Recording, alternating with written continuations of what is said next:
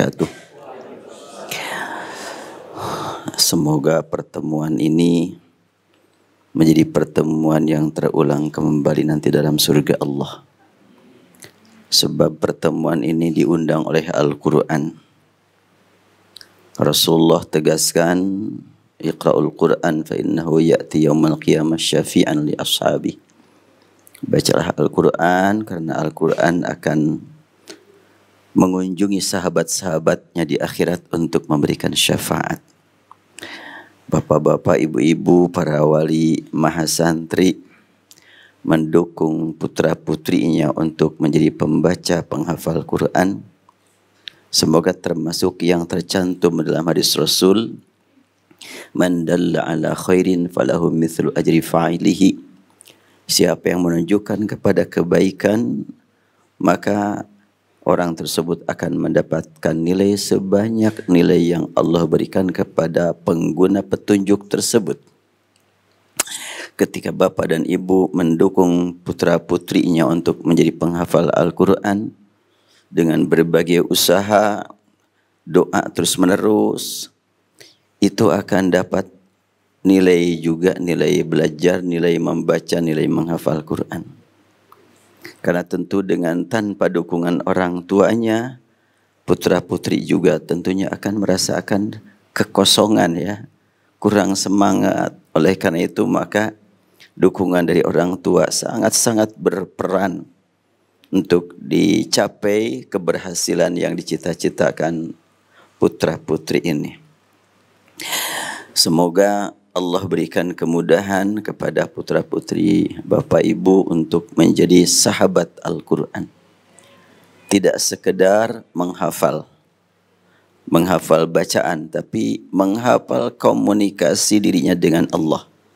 Al-Quran sebagai jalan untuk sering berinteraksi dengan sahabat-sahabatnya. Al-Quran sebagai jalan untuk banyak berkomunikasi dengan yang menurunkannya dan juga yang menerimanya pertama, yaitu Rasulullah SAW. Sehingga nanti di akhirat kita betul-betul berharap Allah mudahkan bagi kita untuk dapat bertemu dengan Rasulullah penerima Al-Quran. Karena Rasulullah akan memberikan syafaat kepada orang-orang yang berhak untuk mendapatkannya. Dan sangat diharapkan sekali dukungan itu dari berbagai segi sesuai kemampuan dan seoptimal mungkin. Pesantren, lembaga berjuang sesuai kemampuan untuk menjadikan putra-putri Bapak dan Ibu sebagai keluarga dalam arti yang sebenarnya. Sehingga perjuangan pesantren, kenapa tidak mewajibkan Bapak dan Ibu untuk menyediakan dana? Ingin pesantren merebut dari bapak dan ibu, ini anak saya gitu, sampai di akhirat nanti gitu. Tapi tentunya akan bertemu dengan bapak dan ibu di akhirat ya. Sehingga saya sebagai hamba yang sangat lemah ingin sekali menjadikan putra dan putri ibu bapak itu adalah sebagai anak saya sendiri. Makanya selama di sini ya, aturan di sini harus dipatuhi, ditaati. Kalau sudah di rumah ya, aturan bapak dan ibu yang dipatuhi. Di sini patuhi aturan di sini. Dan terasa alhamdulillah dengan adanya kami tidak mewajibkan putra-putri bapak untuk membayar makan, membayar minum, membayar pendidikan. Terasa betul sebagai anak sendiri. Terus dananya dari mana? Pesantren tidak melarang bapak dan ibu untuk ikut sertanya, menyumbang silahkan. Bukan menyumbang, bahkan ikut serta menjadi orang yang berjuang dengan hartanya, silahkan.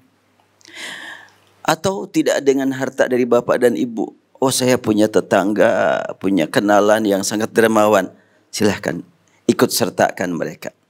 Biar menjadi pendukung lembaga Al-Quran. Gak ada juga, saya memang gak punya kenalan seperti itu. Doa jangan lupa. Semoga dengan doa bapak dan ibu, lembaga ini terus dapat melaksanakan tugas dan kewajibannya dari Allah untuk mendidik dan membimbing putra-putri bapak dan ibu. Terus dari mana dananya sampai saat ini? Ada dari masyarakat yang disebut dengan donatur, tapi nggak nyampe setengahnya. Terus dari mana sebagiannya lagi? Ya, Magdis punya KBIH, punya travel, dan juga ada jualan, ada Magdis Store.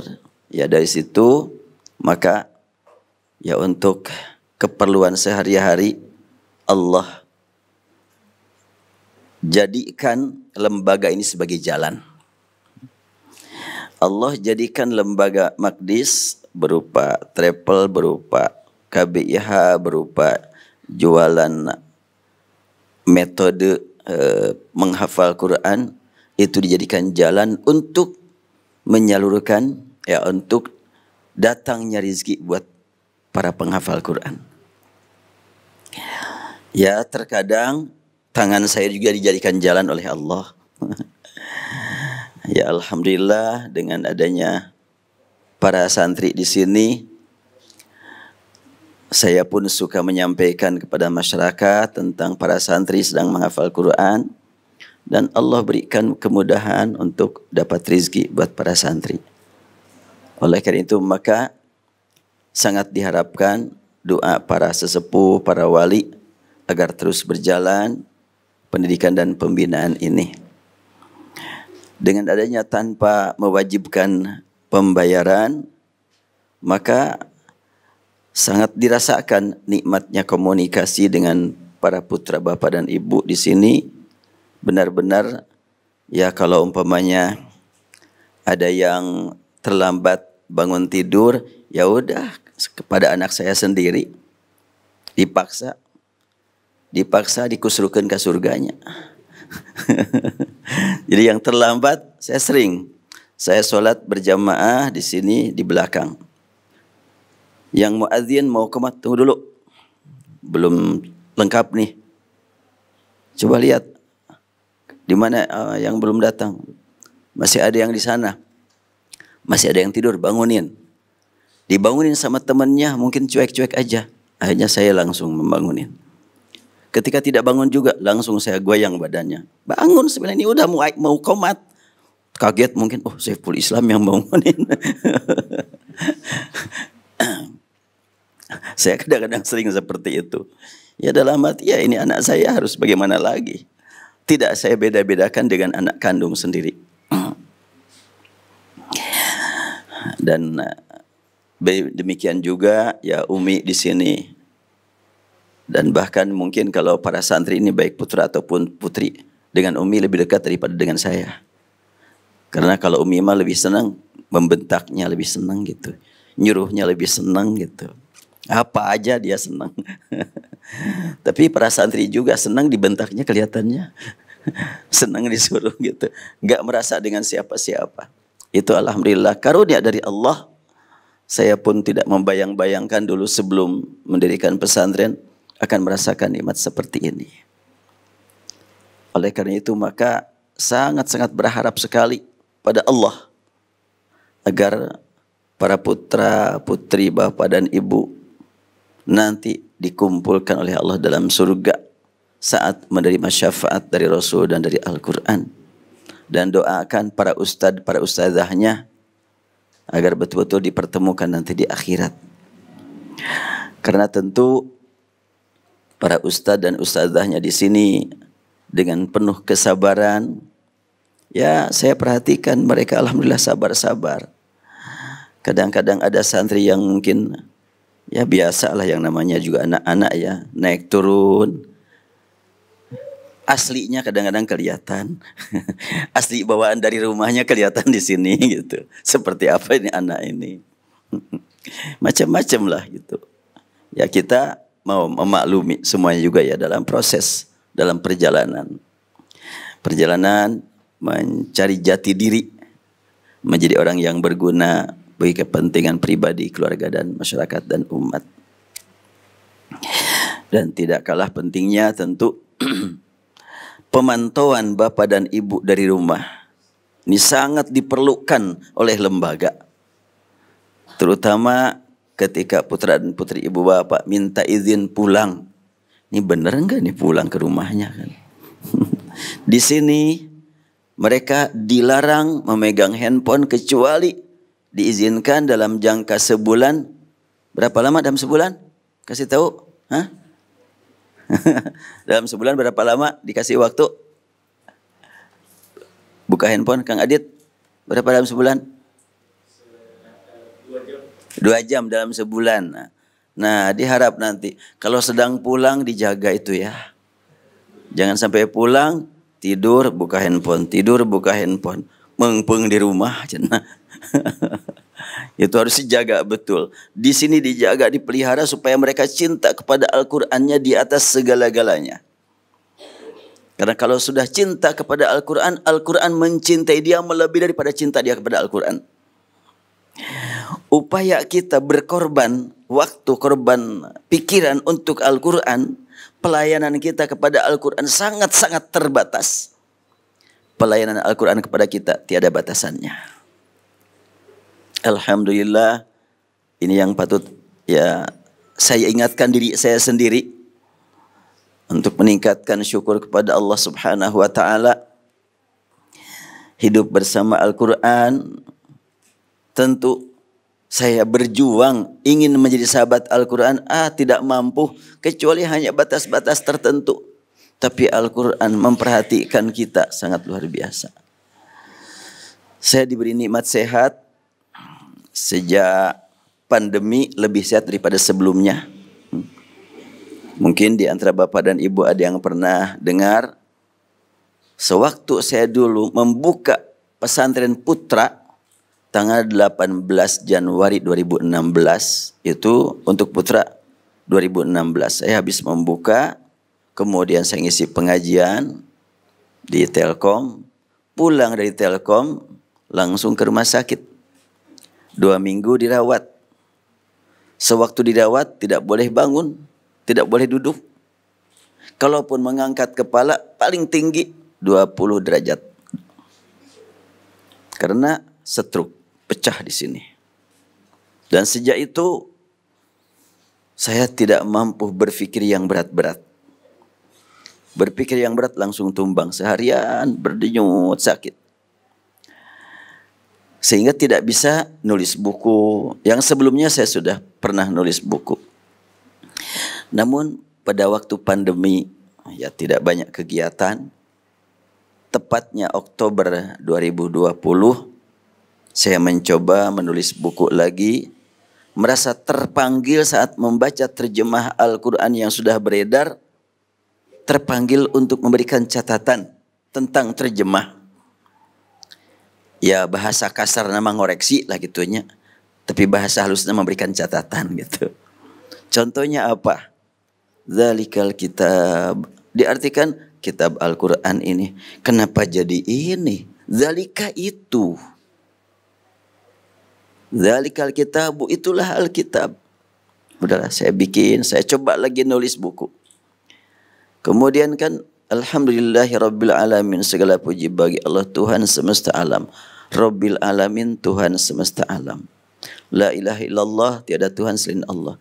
Ilah Tuhan, Rob Tuhan. Gimana nih ya? Masa sama?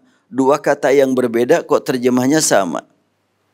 Pasti punya makna yang berbeda. Dari situ saya terpanggil, saya harus mencatat, harus menulis. Dan banyak lagi. Belum lagi dengan ilmu qiraat. Al-Quran diturunkan oleh Allah melalui Jibril kepada Rasul dengan sekian banyak qiraat. Alhamdulillah para santri di sini sudah diperkenalkan belajar membaca ilmu Al-Quran dengan sekian banyak qiraat. Walaupun pulangnya mungkin ada yang lupa lagi, mungkin ada yang tidak ingat lagi. Apa bedanya lupa dengan tidak ingat? Ya. Tapi yang jelas diperkenalkan kepada mereka bagaimana membaca Al-Quran dengan sekian banyak qiraat yang diajarkan Jibril kepada Rasul. Dan arti qiraat bukan lagu. Banyak orang memahami qiraat, oh orang kampung urusan qiraat hebat-hebat. Bukan itu yang dimaksud. Umumnya orang memahami qiraat itu suara bagus, itu qiraat. Bukan yang dimaksud qiraat di sini adalah bacaan yang berbeda yang diajarkan Rasul. Umpamanya baca surat Yasin. Walaqad adalla minkum jibillan katsira jubulan katsira jublan katsira jubullan katsira. Itu dari Rasul, dari Jibril, dari Allah. Yasin wal Qur'anil Hakim, Yasin wal Qur'anil Hakim, Yasin wal Qur'anil Hakim. Itu dari Rasul, dari Jibril, dari Allah. Kalau Yasin, Yasin itu tidak punya pengaruh makna, tapi jibilan, jubulan, jublan, jubulan itu punya pengaruh bagi makna. Dan ini juga yang sedang saya kerjakan sampai saat ini. Sejak Oktober 2020 saya nulis buku. Ya alhamdulillah sampai saat ini yang sudah dicetak, yang sudah beredar sudah 9 jilid. 9 jilid, satu jilidnya rata-rata di atas 400 halaman. Ada yang 640 halaman. Ya, karunia dari Allah Subhanahu wa taala, saya diberi lagi kemampuan berfikir, dan di sini para santri sudah biasa mendengar uraian tentang perbedaan bacaan yang berpengaruh bagi makna. Umpamanya Maliki Yaumiddin dengan Maliki Yaumiddin. Itu sangat berpengaruh bagi makna. Tafsir-tafsir Al-Quran yang sudah beredar di Indonesia dengan berbahasa Indonesia itu rata-rata, kalau saya tidak katakan semuanya, rata-rata hanya menafsirkan satu riwayat dari 20 riwayat yang mutawatirah. Oleh karena itu saya tulis surat Yasin, maknanya, tafsirannya dan tadaburnya dengan sekian banyak qiraat. Yasin kan 83 ayat, 6 halaman, jadi 420 halaman. Surat Al-An'am 165 halaman menjadi 630 halaman. Dan masih jalan sampai saat ini. Kalau Allah berikan usia yang panjang, tidak akan berhenti selama masih diberi kekuatan berfikir, akan terus berlanjut insyaAllah. Emang programnya mau berapa tahun lagi saya hidupnya? Allahu a'lam. Hanya Allah yang Maha tahu. Hanya kalau untuk memberikan motivasi gitu buat pribadi, Allah Maha Kuasa memberikan usia yang panjang. Cuma kalau sekiranya tidak lama lagi saya dipanggil oleh Allah, semoga para santri bisa melanjutkan tulisan saya. Karena ya kalau sudah lanjut usia kan beda dengan masih mudanya. Kalau para santri masih muda-muda, mungkin sebentar lagi, mungkin masih lama. Kalau yang tua-tua, mungkin sebentar lagi, mungkin tidak lama lagi. Apa bedanya? Ya saya saat ini, kalau umpamanya dihitung-hitung dengan usia kelahiran 58 kata di paspornya dan di KTP, berarti sekarang sudah 65 tahun. Sedangkan hijriahnya sudah 67 tahun. Ya sudah melewati usia Rasulullah demikian jauh. Tapi kuasa Allah semuanya juga. Maka sudah jalankan saja. Dan saya sering menyampaikan kepada para santri tentang pentingnya menggali makna Al-Quran. Di samping ilmu bahasa harus betul-betul diperdalam. Tidak berani mengatakan dikuasai. Siapa yang menguasainya? Gak ada. Tapi diperdalam. Dan semakin diperdalam semakin jauh terus. Gak akan sampai-sampai. Perdalam bahasa Al-Quran. Dan juga berjuang untuk menjiwai bahasa Al-Quran. Dari penjiwaan tersebut akan muncul makna-makna yang sebelumnya belum tergali. Seperti tadi umpamanya, walaqad adalla minkum jublan katsira. Saya artikan, syaitan telah menyesatkan di antara kalian sekian banyak masyarakat yang pendidikannya rendah. Jublan itu kelompok yang pendidikannya rendah. Kenapa? Karena dengan adanya sukun berarti kurang aktivitas, diam, tidur, nongkrong. Banyak yang nongkrong disesatkan setan kan. Kalau jubulan, orang yang berpendidikan tinggi, banyak aktivitasnya, karena harokat semuanya, jubulan. Kalau jibilan, ada kasroh, ada tasdid, ada beban, ada tanggung jawab, yaitu para pemimpin, punya bawahan. Banyak juga yang disesatkan oleh syaitan. Kalau jubulan, ada dhammah, ada kepalanya di atasnya. Itu adalah para ulama. Ada gitu ulama yang disesatkan setan? Oh banyak. Maka disinilah yang sering saya tegaskan kepada para santri. Kalian hafal Al-Quran sampai diberi oleh Allah kemudahan hafal semuanya 30 juz. Itu amanat dari Allah. Bukan kebanggaan, bukan kesuksesan. Kesuksesan nanti di akhirat baru akan dicapai. Selama di dunia bukan kesuksesan. Tapi capaian-capaian yang diinginkan, ya alhamdulillah. Itu adalah bekal dari Allah untuk membuktikan kalian sebagai hamba Allah. Maka tampillah sebagai Quran berjalan. Tampillah sebagai Quran yang bergerak. Berfikir berlandaskan Al-Quran, berbicara berlandaskan Al-Quran, berkeyakinan tentu harus berlandaskan Al-Quran. Sehingga kata per kata akan bermakna, akan berguna, akan berbobot. Saya tadi sholat subuh di Masjid Al-Muhajirin. Pertama-tama saya mengungkapkan kepada para jamaah, saya duduk di tempat ini, Bapak dan Ibu duduk di depan saya. Mungkin Bapak dan Ibu mau duduk di depan saya karena punya dugaan saya baik. Semoga Allah mengampuni saya. Jangan sampai saya mengkhianati Bapak dan Ibu. Saya tidak sebaik yang Bapak Ibu duga. Jauh. Saya ingin menggunakan kalimat yang dikatakan ulama. Yadhunnun nasu bi khairan fa inni la syarrun nasi illam ta'fu anni. Banyak orang memandang aku baik. Ya Allah, sekiranya Engkau tidak mengampuni aku seburuk-buruk manusia. Ya mungkin kalau hanya sekedar melihat diri, berat menghadapi masa depan. Tapi baik sangka kepada Allah. Itu yang membuat kita punya semangat beramal, baik sangka kepada Allah. Rasulullah SAW bersabda, Inna lillahi malaikatan yatufuna yatamisuna ahla dzikr. Allah telah menugaskan sejumlah malaikat yang sering melakukan perjalanan kemana-mana mencari di mana ada kelompok yang sedang berzikir.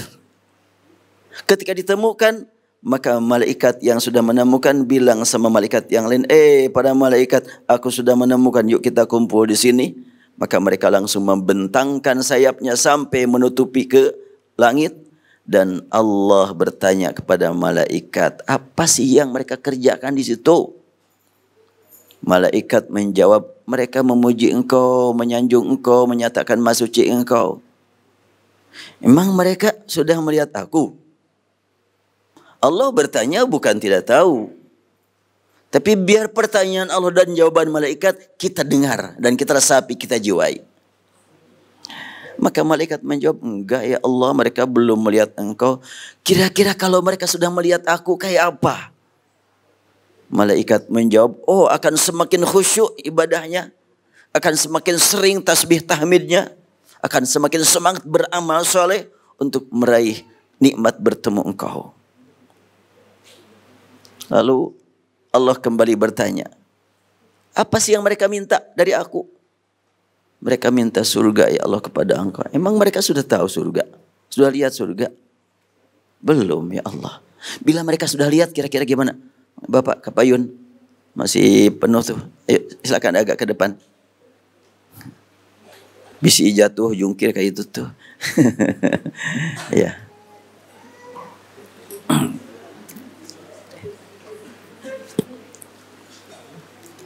Ya, saya lanjutkan. Jadi malaikat ditanya, apa yang hamba-hambaku inginkan dari aku? Mereka meminta surga kepada engkau ya Allah. Allah bertanya, emang mereka tahu surga? Mereka lihat surga? Enggak, belum. Sekiranya mereka sudah lihat kayak apa? Oh, mereka akan semakin semangat beramal soleh, mencurahkan segala kemampuan, waktu akan dicurahkan untuk beramal demi kepentingan meraih surga. Terus yang mereka takuti apa? Malaikat menjawab, an-nar, yata'awwadzuna minan nar. Mereka berlindung kepada engkau dari api neraka. Emang mereka sudah lihat neraka? Enggak juga ya Allah. Bila mereka sudah lihat neraka, kayak apa mereka? Mereka pasti akan semakin takut dan akan berjuang untuk menyelamatkan diri. Jangan sampai berbuat yang tidak berguna, apalagi yang dinyatakan salah, apalagi yang dinyatakan dosa. Yang tidak berguna saja tidak mungkin akan mereka lakukan. Karena takut dengan neraka. Lalu Allah menegaskan, Ushidukum laqad ghafartu lahum. Aku persaksikan kepada kalian, saksikan oleh kamu semuanya, kami sudah mengampuni dosa mereka. Kita saat ini sedang berzikir kumpul ini, semoga kita semuanya meraih ampunan dari Allah Subhanahu wa taala. Kemudian yang perlu disampaikan juga bahwa ya, langkah yang diharapkan dari Bapak dan Ibu tadi sudah saya sampaikan, ada program KBIH, ada program umroh, dan ada juga ya barang dagangan di sini. Ya mungkin untuk salah satu upaya Bapak dan Ibu ingin menjadi pemilik pesantren ini, ada baiknya kalau sekiranya menyampaikan juga program-program umroh di sini kepada yang lain-lain yang mau umroh. Sebab umroh ini kalau ada hasilnya, taruhlah pemainnya dalam setahun dapat hasil 100 juta umpamanya, 40 juta untuk pesantren. 60 buat yang lain-lainnya. Kemudian tadi saya nulis buku yang sudah dicetak, sudah 9 jilid. Dan itu adalah dibagikan gratis kepada yang ngasih uang maksudnya. Iya, saya bagikan gratis kepada yang ngasih uang untuk pesantren. Dan itu sudah saya wakafkan. Buku semuanya sudah saya wakafkan untuk pesantren. Jadi kalau ada yang perlu buku kemudian ngasih uang langsung, uang itu masuk ke pesantren. Tidak untuk kepentingan pribadi atau keluarga.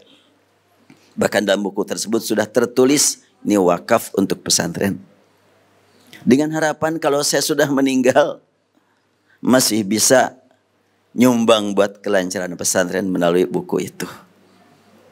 Silakan nanti Bapak dan Ibu mau menyebarkan buku tersebut. Ketika ditanya, saya bawa buku ke Masjid Istiqomah. Pak Ustadz, berapa harga buku itu? Enggak saya jual. Di sini masjid gak boleh jualan. Oh ya katanya.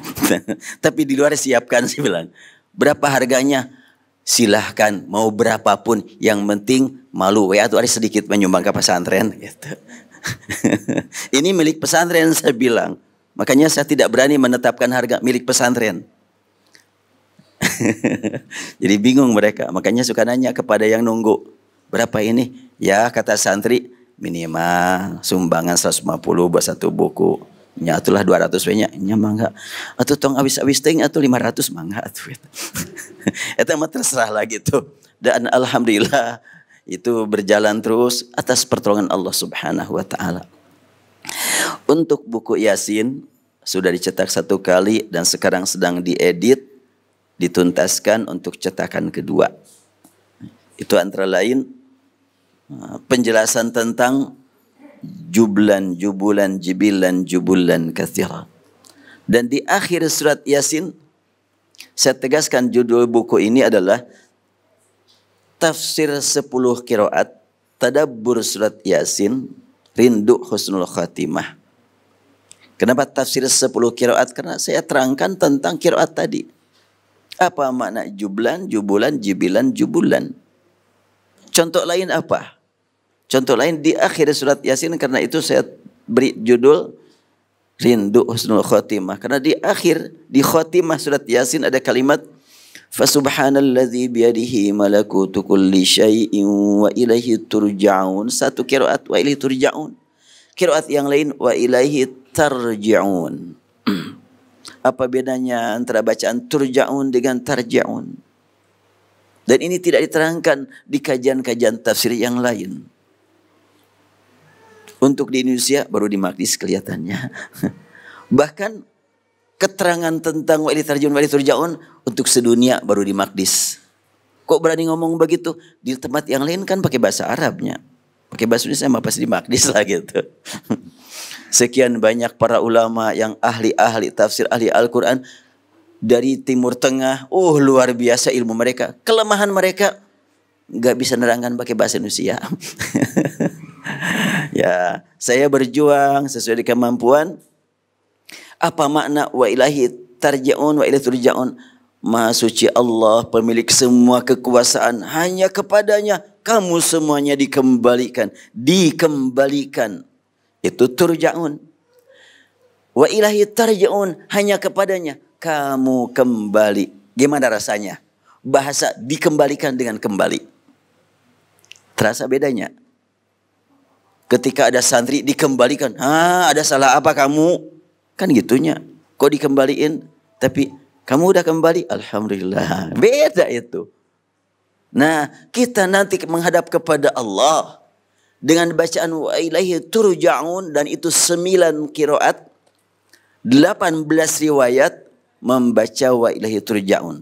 1 qiraat, 2 riwayat membaca wa ilaihi tarji'un. Kok sedikit wa ilaihi tarji'un? Enggak masalah, sedikit dan banyak semuanya dari Allah. Dalam urusan ilmu qiraat tidak sama dengan urusan ini adalah jumhur ulama, ini adalah bukan jumhur, enggak ada itu. Semuanya sama sederajat dari Allah. Imam Nafi' sewaktu ngajar Al-Quran, ini juga saya betul-betul termotivasi oleh kisah Imam Nafi'. Imam Nafi' ketika ngajar Al-Quran ditanya oleh muridnya, Imam, kenapa kau mengajarkan kepada kami sekian banyak qiraat? Satu aja dulu. Kata Imam Nafi', kamu jangan mengharamkan saya dapat nilai ngajar Quran dengan sekian banyak qiraat. Jangan kau halangi saya dapat pahala dari Allah dengan membaca semua qiraat. Ya, beda tuh. Jadi di sini juga diupayakan pada santri agar dapat nilai dari Allah membaca Al-Quran dengan sekian banyak qiraat. Tentu akan beda. 1 riwayat, 2 riwayat, 1 qiraat, 2 qiraat berbeda. Maka ketika dibaca Fasubhanalladzi biyadihi malakutu kulli syai'in wa ilaihi turja'un. Kamu semuanya akan dikembalikan, siap-siap. Mau enggak mau, siap enggak siap, harus siap. Wadah ngeri euy. Takut. Ya kalau takut siap-siap dong dari sekarang. Iya, saya akan siap-siap, akan siap perjuangkan segala macam untuk kepentingan kembali kepada Allah. Nah, kalau sudah begitu, engkau akan merasakan nikmat kembali kepada Allah. Tarji'un. Dengan 2 bacaan, turja'un dan tarji'un, ada tarhib dan ada targhib, ada penanaman rasa takut dan ada penanaman rasa harap. Ibadah ini akan istiqomah apabila terjaga keseimbangan antara takut dan harap. Akan istiqomah itu. Kenapa bisa? Takut mendorong kita jangan sampai berhenti, langsung terus manfaatkan waktu. Harap karena dilihat di depan ada kenikmatan, enak gitu. Capeknya itu jadi enak. Dan inilah hakikat taat yang dinikmati. Taat kepada manusia mah capeknya kesel. Taat kepada Allah itu nikmat. Alhamdulillah Bapak dan Ibu, ini laporan sekilas. Tadi malam Ahadnya tadi tanya. Di sini setiap malam Ahad suka ada qiyamul lail berjamaah. Imam gantian santri. Saya paling setahun cuma sekali jadi imam. Biar santri aja. Untuk mempraktekkan hafalannya, mengamalkan hasil belajar di sini, mereka gantian jadi imam qiyamul lail. Kenapa qiyamul lail? Karena qiyamul lail lebih lama sholatnya. Kalau subuh, maghrib, isya juga imam para santri gantian. Kalau subuh para ustadz gantian. Saya cuma seminggu sekali jadi imam di sini. Hanya subuh Jumat. Subuh-subuh yang lain giliran para ustadz. Isya giliran para santri. Biar mereka praktek menjadi imam. Saya temukan sekian banyak pesantren-pesantren tahfidz Al-Quran. Mereka menghafal lancar ketika memang sedang setoran. Pas jadi imam, bingung. Demam. Wah, merinding. Apalagi di belakang, wah ada kiai, aduh gimana aku jadi imam. Tapi kalau di sini sudah terbiasa. Jadi para santri di sini dimakmumi oleh saya, dimakmumi oleh para ustadz-ustadznya, udah terbiasa. Jadi dibina mentalnya mereka. Di samping jadi imam, juga tentunya jadi penceramah, jadi khatib. Para santri ikhwan semuanya sudah kebagian jadi khatib gak? Ada yang belum? Tapi kalau ceramah udah biasa kan. Karena kan kalau khatib di sini cuma Jumatan sebulan. Masih jalan sekarang? Masih. Sebulan 2 kali Jumatan di sini. Santri jadi imam dan khatib. Sebab beda ceramah dengan khutbah kan. Kalau di sini para santri sedang ceramah, kadang-kadang gelak tawa, rame gitu. Kadang-kadang ada serius. Ada juga yang pertama-tama gemetaran. Ya wajar aja. Waktu mulai berdiri gemetar. Tapi kalau sudah berulang kali, alhamdulillah mereka sudah terbiasa. Tapi untuk khutbah kan beda. Makanya kami di sini mengadakan juga latihan khutbah. Ya alhamdulillah pada waktu mereka pulang bulan Ramadan, ada yang kebahagiaan jadi khatib Idul Fitri. Siapa yang kemarin jadi khatib Idul Fitri? Jumat kemarin, hari raya kemarin.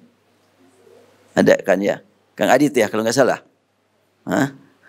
Ya ada yang khutbah Idul Fitri, ada yang khutbah Jumat ya biasa, alhamdulillah. Karena itu saya memberanikan diri untuk menyebut ini pesantren tinggi. Disitulah ketinggiannya gitu. Bukan cuma sekedar menjadi duduk bandung kupingnya, enggak. Bahkan saya tegaskan kepada para santri, pesantren ini cita-cita saya sebagai orang yang diberi oleh Allah amanat pemikiran, amanat keinginan, ini amanat dari Allah, keinginan juga kan. Saya dirikan pesantren ini ingin supaya melahirkan para santri memiliki akhlak yang sangat baik terhadap guru sebagaimana alumni santri tradisional di kampung-kampung. Mereka sangat menghormati guru-gurunya kan. Dan memiliki jiwa kritis sebagaimana alumni akademik perguruan tinggi. Dan memiliki target belajar sebagaimana pesantren-pesantren tradisional, pesantren-pesantren modern. Kita ambil berbagai keistimewaan dari berbagai lembaga. Banyak pesantren di kampung, kalau sudah kiainya meninggal, bubar pesantrennya. Karena pesantren di kampung banyak sekali kerajaan gitunya. Tidak dilanjutkan oleh anaknya, oleh mantunya, udah bubar.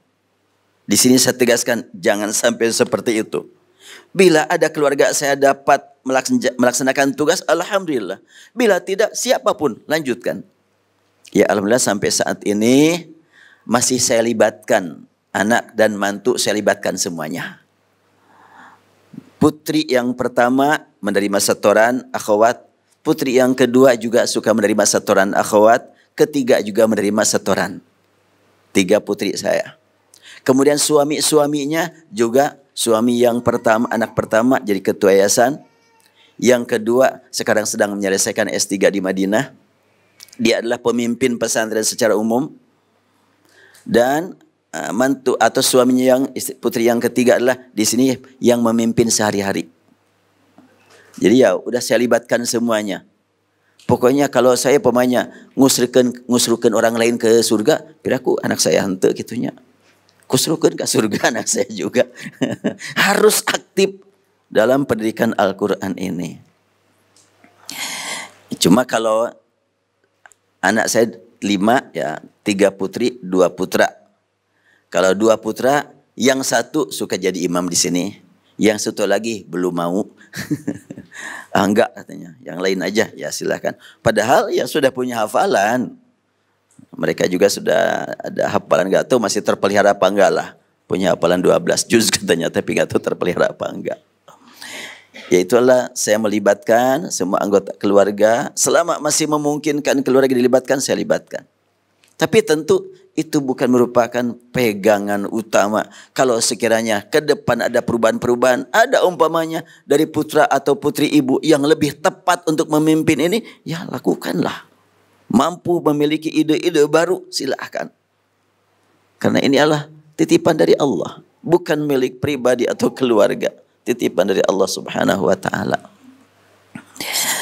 Ya alhamdulillah, ini adalah karunia dari Allah yang patut kita syukuri bersama.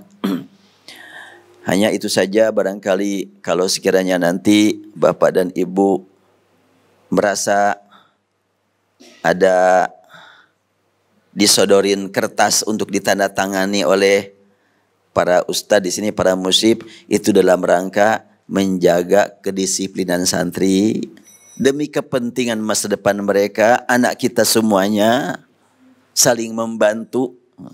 Maka nanti ada yang perlu mungkin dilihat catatan, ditandatangani, sebab dimanapun lembaga pasti ada aturannya. Kalau tidak ada aturan bagaimana bisa teratur? Harus ada aturan. Dan aturan tersebut wajib dipatuhi, tapi bukan wajib syar'i, wajib maqdisi. Wajib berut maqdis, bukan wajib syar'i ya. Jangan sampai bikin hukum baru nih. Mudah-mudahanlah menjadi bermakna buat kita semuanya. Dan kemudian yang sangat penting juga saya sampaikan, saya pesankan kepada para wali santri, keluarga santri, doa selamanya untuk pesantren dan untuk para aktivis pesantren, guru-gurunya, dan juga semua yang terlibat untuk pesantren. Alhamdulillah, pesantren ini adalah milik umat. Pembangunan Pondok Putri ini, dulu pas waktu datang ke sini, saya booking rumah ini masih rumah standar di belakang sawah. Sudah beberapa musim gak menghasilkan. Langsung hati menjerit kepada Allah, ya Allah, berilah aku kesempatan untuk memanfaatkan tanah di belakang. Ingin rasanya kalau ada tanah bikin pondok. Gak kebayang dari mana dananya. Setelahnya yang punya tanah di belakang menawarkan, alhamdulillah tawarkan, di mana duitnya ya lah. Mohon kepada Allah. Mulai dalam pengajian saya umumkan ada uang sedikit, sampailah terbayar setempat, segitulah tempatnya. Ibu sudah lihat semuanya di belakang? Sudah semuanya atau ada yang belum? Nanti lihat. Dan setelahnya membangun di belakang, itu dari mana dananya? Dari Allah melalui para muhsinin, melalui orang-orang yang ingin menjadikan tangannya sebagai jalan untuk Al-Quran. Ya, saya juga begitu memohon kepada Allah, ya Allah, jadikan tanganku ini sebagai jalan dilewati oleh dana dari Allah untuk para santri, gitu aja. Karena Allah yang ngatur. Nah, pada musim pandemi, pas sebelum pandemi, rumah di belakang rumah ini, rumah di belakang Bapak dan Ibu, di depan sayanya. Ini rumah nomor 16, ini 18, itu 20. Rumah 16 ini kita masih ngontrak waktu itu. Itu masa pandemi. Tapi sudah ada komunikasi dengan pemilik rumah ingin membelinya. Sebelum pandemi baru dibayar belum setengahnya. Harganya 850, baru dibayar 450, ya setengahnya lah. Kemudian tinggal 400 lagi. Pas pandemi, walah dari mana dapat uang nih? KBIH berhenti. Kemudian travel berhenti. Jualan gak ada. Sampai waktu itu sudah komunikasi dengan pihak bank ingin pinjam ke bank syariah. Sudah disepakati akan tanda tangan dengan bank syariah akan meminjamkan uang. Ya rencana sebagai jaminan kantor Maqdis di MTC. Hari Kamis saya kontak dengan seorang hamba Allah yang suka hadir dalam pengajian saya. Yang pertama ngontak istri saya. Bunda, kalau sekiranya ada dana yang bisa dipinjam, kami mau minjam untuk melunasi gedung. Mudah-mudahan bisa dikredit bayarannya sesuai dengan perjanjian. Si ibu langsung telepon saya, Ustadz, insya Allah sekarang juga saya kirim uang, minta rekeningnya saja. 400 juta lunas oleh satu orang. Itu musim pandemi, langsung dibayarkan kepada yang punya rumah. Setelahnya lunas, datang yang suka nengok juga ke sini, konsultasi tentang masalah nazar. Kata dia, saya bernazar ingin menyalurkan dana dari warisan untuk wakaf. Tapi sekarang dengan pandemi begini bagaimana? Nazar jangan dibatalkan, usahakan. Kalau gitu minta nomor rekening, saya kasih nomor rekening. Masuk waktu itu 50 juta. Kata saya ke istri, jadi mulai kita renovasi. Udah. Datang lagi orang tadi, Ustadz menerima aset enggak, ini ada mobil masih bagus tapi tua, mudah-mudahan laku 50 juta. Ya, saya terima. Laku, memang pas 50 juta. Nah, dari satu orang sudah 100 juta. Setelahnya dimulai, ya alhamdulillah ngalir aja sudah. Sampailah sekarang rumah nomor 16 ini dibangun pada musim pandemi. Di atasnya tempat santri putra, sekarang sudah tidak nyawa lagi. Di bawahnya adalah tempat tinggal para ustadz yang zikir di bawah. Ini adalah 4 rumah ustadz di bawah. Ya alhamdulillah dengan pertolongan Allah. Makanya saat tadi katakan, saya melayani Al-Quran sangat terbatas kemampuan, tapi Al-Quran melayani saya dengan tidak terbatas. Itu di luar dugaan itu. Musim pandemi kok bisa membangun lagi, bisa melunasi lagi. Bahkan kantor majlis di sana, musim pandemi tambah karyawan. Orang lain pada PHK, majlis mah tambah karyawan. Alhamdulillah. Jadi bapak-bapak dan ibu-ibu nitipkan putra-putri di sini, jelas-jelas membangkitkan semangat saya untuk meningkatkan komunikasi dengan Al-Quran. Maka karena itu diharap bapak dan ibu semuanya dukungannya yang sangat kuat buat putra-putri. Dan insya Allah kalau sudah tiba saatnya nanti berumah tangga mah jangan dipikirin sekarangnya. Ini para santrinya mana nih? Sekarang mah tong akan mikir nggak kawinnya, nah udah selesai. Saya mah kadang-kadang kepada para santri itu, kalian sudah disiapkan oleh Allah. Nyari bagus. Dan kalau nyari kepada Allah duluan, setelah itu silakan ya usaha pikiran. Dan jangan muluk-muluk, saya bilang. Bagi putra, jangan terlalu muluk-muluk nyantri akhwat. Yang penting masolehah, hafal Quran, cantik mah nomor 1. Yang penting mah selera kan gitu. Demikian juga akhwat, ingin mendapatkan suami, jangan muluk-muluk. Segala macam ditargetkan, gak usah. Hafal Quran, soleh, ganteng, mah penting lah gitu. Allah yang mempertemukan. Dan alhamdulillah di sini itu. Ya sekarang para ustadz ini suami istri, ada suaminya dari sini, istrinya dari luar. Ada istrinya dari sini dan suaminya dari sini juga gitu. Ya para ustadz itulah alumni majlis semuanya. Alhamdulillah, sehingga betul-betul menjiwai kayak apa sih pengajian di sini. Panjang tengah.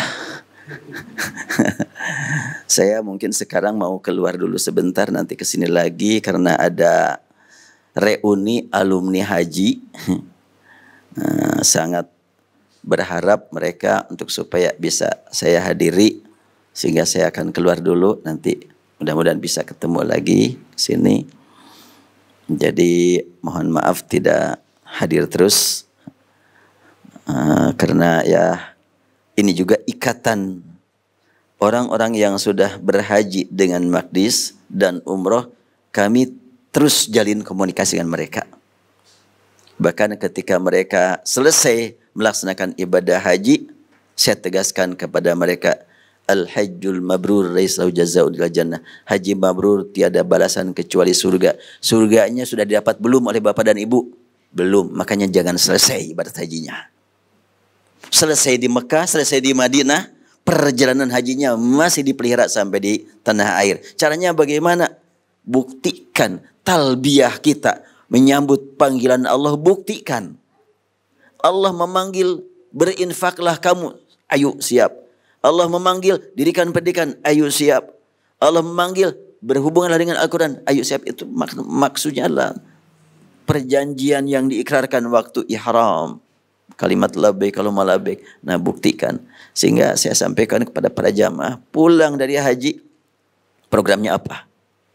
Dan bisa dikatakan pondok pesantren ini yang putri itu kebanyakan, bukan semuanya, kebanyakan dana yang digunakan untuk membangun itu adalah dari alumni haji dan umroh. Bahkan saya sempat pulang dari umroh, waktu itu masih membangun. Kemudian istri saya bilang, Abi, gak ada uang lagi sekarang untuk si emang-emang, untuk beli barang. Ya udah istirahat dulu. Tapi kalau nanti tukangnya pindah ke tempat yang lain, susah lagi kita nyari pegawai. Ya kalau memang tidak ada, biarlah Allah nanti yang mengatur. Pagi-pagi saya ngomong begitu, siang bilang kepada saya, Abi, ada uang masuk 100 juta, dari mana? Gak tahu. Ayo kita lanjutkan pembangunan. Kayak begitu di luar jangkauan akal makanya kan. Makanya sekarang juga kalau orang bertanya, itu membiayai santri sampai 50, 60, di mananya? Ti Allah, ya udah. Ya jalannya dari mana? Jalan sama banyak. Makanya dibuka sekarang jalan buat bapak dan ibu juga. Jangan ragu-ragunya kalau mau infaknya. Nah, jangan ragu-ragu. Enggak melarang kok, enggak nutup, silakan berlomba. Biar lebih dimudahkan buat putra bapak dan ibu.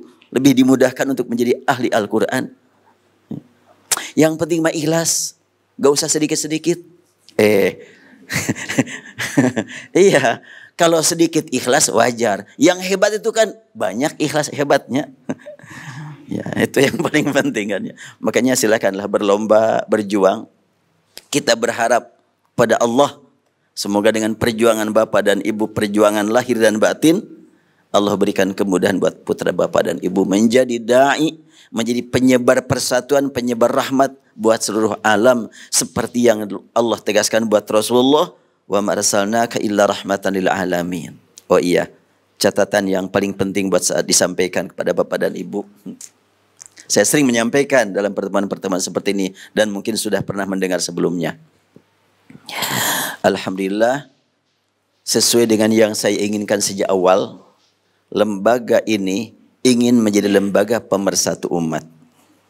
Bahkan sudah saya tetapkan visi pesantren. Tertulis di belakang, visinya apa? Biar dibaca terus sama santri. Visi pondok pesantren ini adalah menjadi lembaga pembinaan ulama. Pembinaan artinya ada interaksi antara pembimbing, pembina dengan yang dibina. Menjadi ulama, pembinaan ulama artinya para santri menghafal Quran, memahami Al-Quran, menyebarkan ilmu Al-Quran kepada masyarakat. Ulama namanya.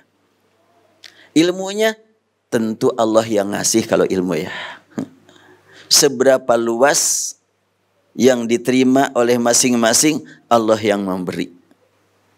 Tapi yang penting, punya ilmu sedikit atau banyak, jadilah pemersatu umat. Makanya kalimatnya menjadi ulama pemersatu umat. Oleh karena itu di sini silahkan hidup beragam santri. Kebiasaan di Persis bawa ke sini, kebiasaan di NU bawa ke sini, kebiasaan di Muhammadiyah bawa ke sini. Selama ikatannya Al-Quran sama. Saya persilahkan para santri. Mau jadi imam, sholat subuh, berkunut silahkan. Tidak kunut silahkan. Di sini yang iqomah, ada yang Allahu Akbar, ada juga Allahu Akbar. Silahkan aja. Tapi bagaimana yang benar yang mana? Yang benar hadisnya, yang benar Qurannya. Pemahaman itu semuanya juga diharap benar. Diharap diterima oleh Allah. Allah yang menilai, bukan kita. Yang pasti benar Quran dan hadis. Pemahaman kita Quran dan hadis mudah-mudahan diterima oleh Allah. Niatnya ikhlas, akan dinilai oleh Allah keikhlasannya. Perbedaan itu sudah ada sejak zaman Rasul, sejak zaman sahabat. Pernah saya tanya santri, entah berapa bulan yang lalu, kalau laki-laki perempuan sama-sama punya wudu, batal wudunya enggak? Jawaban santri, tergantung madhab. Sebelum madhab ada, batal enggak? Bingung kan ya? Kan madhab itu lahir akhir abad kedua. Sudah lewat 150 tahun. Itu waktu itu selama 200 tahun, hampir 200 tahun, batal apa enggak? Bingung kan? Nah, saya bilang di sini berbeda, silahkan. Selama tujuan mencari ridha Allah. Allah yang akan menilai. Lalu saya berikan jawaban kepada para santri. Sentuhan laki-laki perempuan berlandaskan qiraat Hamzah, Al-Kisai dan Khalafil Ashir dengan bacaan aulamastumun nisa, batal wudunya. Tapi berlandaskan 7 qiraat yang lainnya, aulamastumun nisa, yang batal lah saling bersentuhan. Kalau sekedar menyentuh enggak, tapi saling bersentuhan batal. Saling bersentuhan banyak maknanya dan luas, dan sekarang sedang saya tulis. Karena ada pertanyaan waktu bimbingan umroh. Ada pertanyaan, Ustadz, nanti waktu umroh di tempat tawaf kan padat. Saya sebagai kaum pria cuma pakai 2 helai. Ini pertama kali Ustaz saya ini haji umroh katanya. Nanti kalau bersentuhan dengan perempuan bagaimana? Terutama dengan istri saya sendiri. Bagaimana? Apakah boleh pindah madhab? Meninggalkan madhab jumhur katanya. Saya balik nanya, Bapak sudah pernah membaca itu lahirnya madhab kapan itu? Setelahnya lewat, setelahnya Imam Hanafi meninggal, baru lahir madhab kan? Imam Asy-Syafi'i baru lahir itu. Imam Hanafi meninggal tahun 150 Hijriah, Imam Asy-Syafi'i baru lahir. Berarti munculnya madhab yang 4 kapan itu? Sudah lewat 2 abad baru muncul madhab. Nah, selama 200 tahun batal apa enggak? Kan sudah ada itu. Akhirnya dia, iya juga ya katanya. Kenapa kita harus hanya menggunakan kata madhab? Ya, buat orang yang memang masih belajar awal, penting memperhatikan madhab. Bagi orang yang ingin memperdalam, di samping memperhatikan apa ungkapan para ulama yang 4, juga harus tahu dalilnya. Nah, para santri di sini harus tahu dalilnya. Kenapa yang menyatakan batal, apa dalilnya? Yang menyatakan tidak batal, apa dalilnya? Itu yang harus dipahami oleh para santri di sini.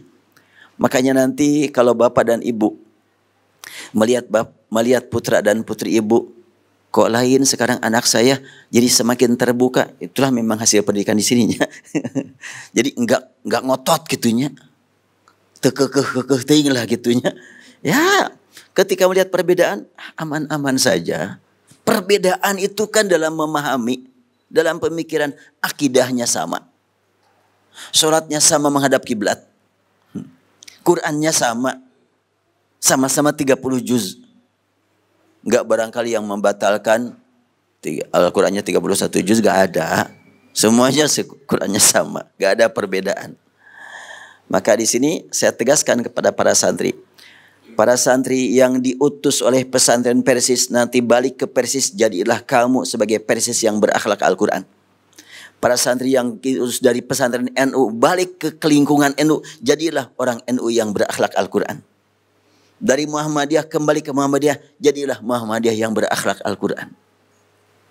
Dan berakhlak sunnah Rasulullah SAW. Perbedaan sejak zaman dulu sudah ada. Kita jangan sampai berani-berani menilai orang lain yang di mana yang dinilai di atas kita. Gak mungkin kan? Ini yang mana yang kuat nih? Dalil Imam Syafi'i apa dalil Imam Hambali? Emang kamu di mana sih? Emang kamu gurunya Imam Syafi'i, gurunya Imam Hanafi? Kita gak ada apa-apanya. Maka tegaskan, imani syariat Allah, imani sunnah Nabi, hargai dan hormati para ulama. Yang berbeda para ulama, semuanya mereka pilihan Allah. Mereka adalah warasatul anbiya, pewaris para nabi. Itu yang saya tegaskan kepada para santri di sini. Jadilah kamu sebagai ulama pemersatu umat. Bagaimana cara mempersatukannya? Kan guru-guru di kampung lebih hebat ilmunya, lebih pintar fikihnya, lebih mendalam pengetahuan bahasanya. Dengan akhlak kamu, bukan dengan ilmu kamu. Kalau akhlak itu semuanya naik turun. Kalau ilmu naik terus kan ya. Makanya perlu ditegaskan juga, saya sering kepada para santri, mencari ilmu itu adalah merupakan perbuatan yang paling enak.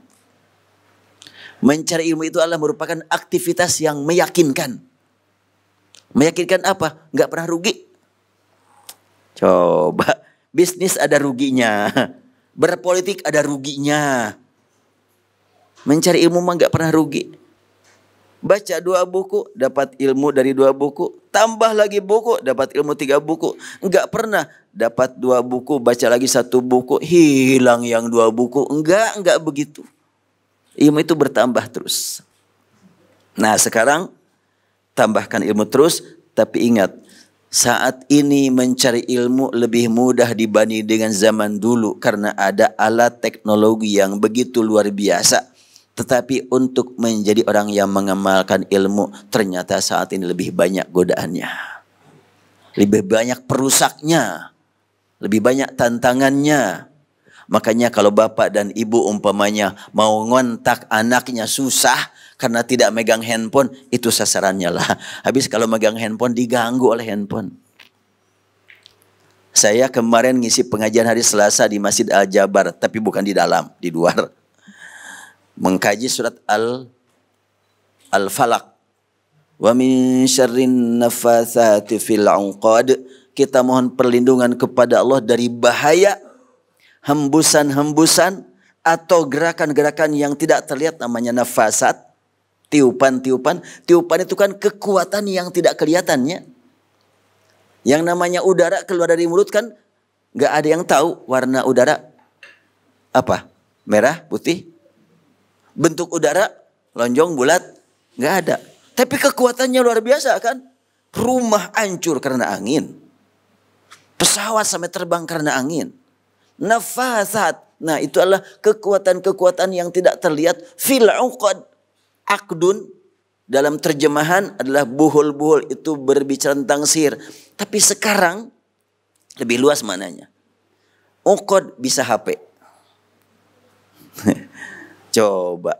HP itu betul-betul membangkitkan pemikiran, perasaan. Dan membuat kita terikat betul. Pas bangun tidur, lihat handphone. Pas habis sholat, Assalamualaikum, melihat handphone juga. Ini parah sekali. Masih mendingan. Di beberapa tempat, ibu-ibu lagi chattingan. Si bapak, ma, kehula.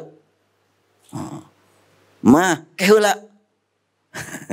Lagi sibuk dengan chattingnya. Itu membuat marah suami. Demikian juga si bapak. Lagi asik dengan chattingnya. Si ibunya, pak, kehula. Udah semuanya kehula. Akhirnya apa yang terjadi? Bisa berantem. Dan beberapa waktu yang lalu diberitakan. Di Pengadilan Agama Kabupaten Bandung. Antrian ibu-ibu nuntut cerai nggak ada ujung-ujungnya. Itu korban handphone. Makanya al-uqad itu bisa diartikan zaman sekarang handphone tuh. Kalau gitu lemparin aja, oh enggak. Pecahin aja, oh enggak. Tergantung kita memanfaatkan.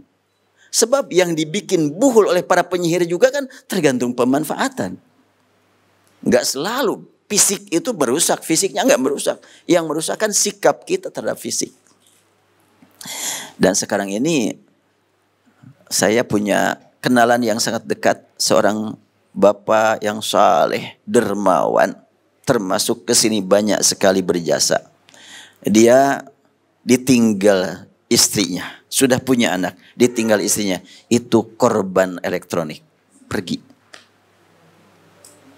Berjuang dia untuk menghubunginya, gak berhasil. Akhirnya dia nikah lagi dengan mantan baheula. Baheula teh naon? Iya babah heula. Nah, kemudian setelah itu alhamdulillah takdirkan Allah, si bapak ini dapat istri yang baru. salihah, hafal Quran. Namun sejak beberapa bulan sejak pandemi, istrinya minta pulang dan sekarang nggak balik lagi. Korban handphone lagi. Ya Allah. Betul-betul ini sihir handphone ini sangat luar biasa. Nafathat fil uqad. Oleh karena itu ya dibiasakan santri di sini jangan sampai tunduk kepada handphone. Tundukkan handphone untuk Al-Quran. Sehingga lebih banyak handphone membimbing dirinya membaca Al-Quran. Luar biasa, handphone itu manfaatnya sangat luar biasa. Dan mungkin di antara bapak dan ibu juga sudah biasa menyaksikan para santri di sini ceramah mungkin melalui handphone juga ya. Alhamdulillah. Dan juga saya sejak mungkin 7 bulan yang lalu membuat ya akun baru di IG namanya Cahaya Huruf Al-Quran. Ya, menyampaikan pengajian Al-Quran melalui IG ini. Sekarang pengikutnya sudah berapa? 12 ribuan ya. Pengikutnya bukan followernya. Ada orang Indonesia lah gitu. Kalau orang Inggris follower. ya udah 12 dan salah satu video ada yang sudah ditonton 120 ribu salah satu videonya. Ya alhamdulillah, berarti memang menyebarkan dakwah dengan handphone sangat efektif. Jadi bukan handphonenya yang salah, tapi sikap kita handphone. Panjang deui.